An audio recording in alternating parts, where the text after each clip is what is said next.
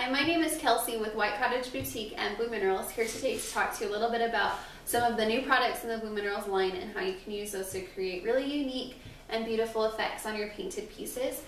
So first of all, I've got a painted drawer here. I painted this with Bare Premium paint mixed with Blue Minerals, and I tinted it to Benjamin Moore's color Mayonnaise, which I really love. Mayonnaise is a great base color if you're looking for to have a white piece of furniture with some character, because it's not a brilliant white, so it's not too bright. It's still a soft white, but it's not so many that once you put on the glaze it looks gray or kind of brownish. It will still look white, which I really love about this color. So I've got my drawer painted, and I'm going to use Blue Minerals' new product called Antiquing Powder. It comes in two different sizes. There's a 2 ounce and an 8 ounce. I'd say the 2 ounce, you could get maybe 2 or 3 dressers out of it. They go quite far. I'd say they go about twice as far, maybe even 3 times as far as wax, as like a tinted wax will go. I actually got this is the 6 ounce size, which I got just the other day, and I've already done 2 nightstands, a dresser, and I'm on my second dresser, like fairly large dresser, and I'm maybe like a quarter of the way through it. I have a ton left. You'll see in just a minute. So I'm using a color called French Cobblestone, which is the gray color of the line. It's kind of a soft gray with some cool undertones. There's 7 colors in the line, ranging from a really bright white color all the way down to a almost black, dark brown.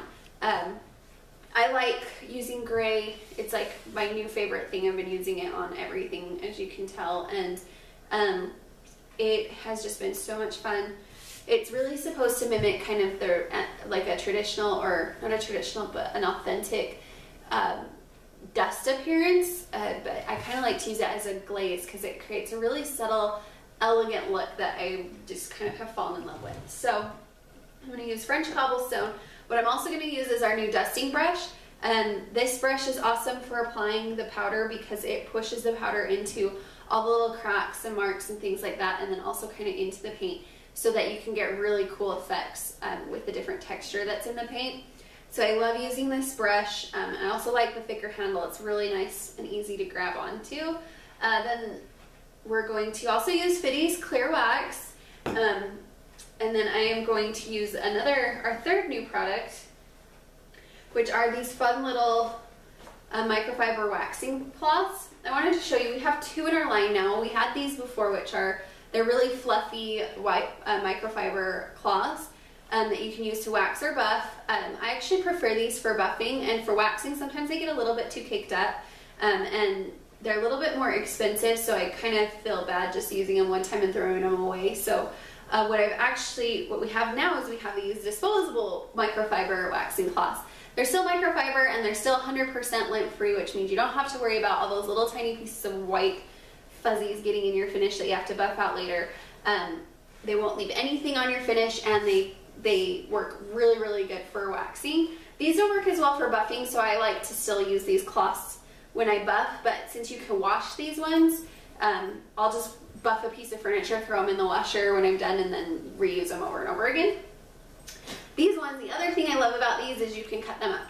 So what I do is I cut them into fourths, because I don't really need this huge piece to wax a piece of furniture. Something like this is just fine, and then I can get them to go a little bit further. These come in packs of 5 versus the larger ones come in packs of 3, and these are a lot less expensive, so you can kind of just throw them away after, and you don't have to worry about cleaning them. So first thing you're going to do before you apply your powder is apply your clear wax. You actually use the clear wax.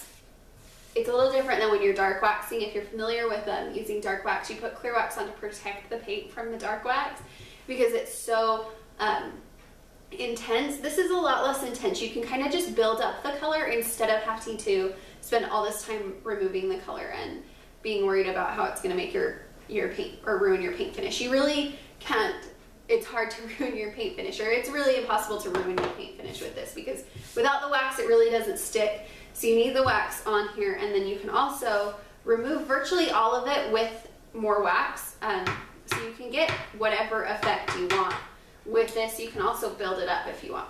So first thing we're going to do, just like in our other waxing video, we're going to put the wax in the middle of our little cloth that we've got here. bundle it all up nicely into a little ball. I also like these because they let out more wax than the bigger pads do, so you actually have to do less coats, which is really nice. So I've got this ready. I'm also going to get my powder ready because you kind of want to put it on right after you put the wax on because you want the wax to still be wet.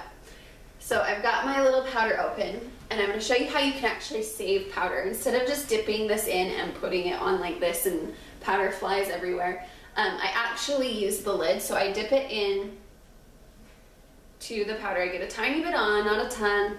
It doesn't really matter. And then I actually kind of swirl it around a little bit in here, or I'll sometimes just go like this to knock off all the excess that's just going to go all over your house.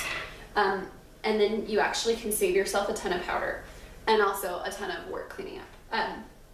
So what we're going to do, we've got our color ready in our brush, and we're just going to apply the wax. And if you're not familiar with this way of waxing, it is awesome. That's all I have to say. It's so much easier than using a brush or whatever else you want to use. I still use the brush to, still use waxing brushes to push the wax into corners and things. Or if I am going to do dark wax, but I actually prefer this method here. So I've got some color in my brush, and I like to go in circles. It really doesn't matter. Just put it on. And with the gray, it's going to feel like you're not putting anything on. So don't panic, because the gray takes a minute to darken up. So I just kind of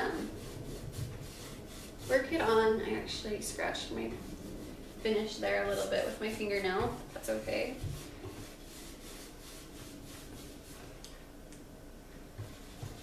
I'm going to spend a little extra time on areas that I want to stand out, like the little crevices and things like that. If I want a lot of powder in some area, I won't use the lid. I'll just kind of put it on directly onto the piece and try not to make a huge mess with it.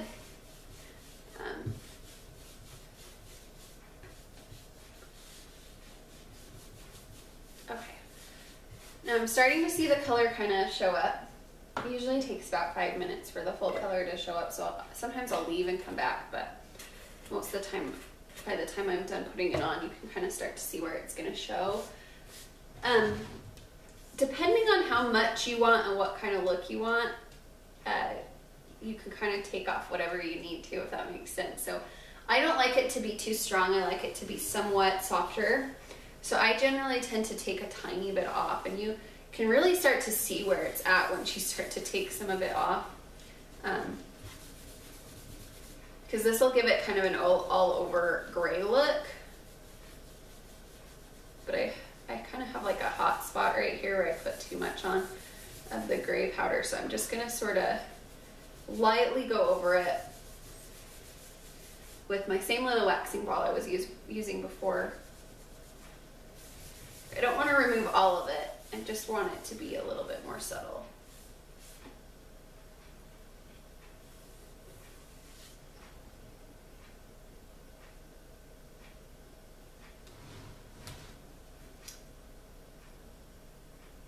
And I like that.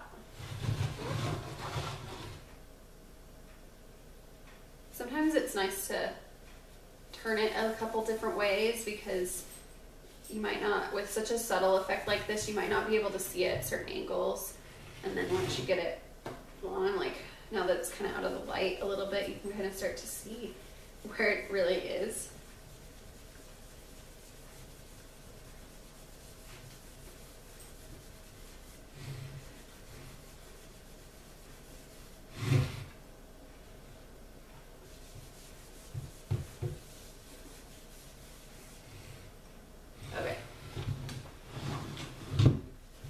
Pictures on as well, so you can kind of see what I'm talking about, but there's kind of a gray glaze over this entire piece now, and then also there's gray in all of these little dings and marks and things that are really pretty. I'm gonna go get a white piece so you can kind of compare what it looks like without anything on. So the bottom one is one that I haven't painted or touched or done anything with, and the top is one that I glaze. If you can kind of tell, I don't know how well you can tell, but there is definitely like a more texture You can kind of see a little bit of a gray tint to the color, but it still looks white. Trying to see it what the best way you can see it, because it's kind of hard in this light. It still looks white, but it has a beautiful glazed look to it. It looks a lot more old and aged.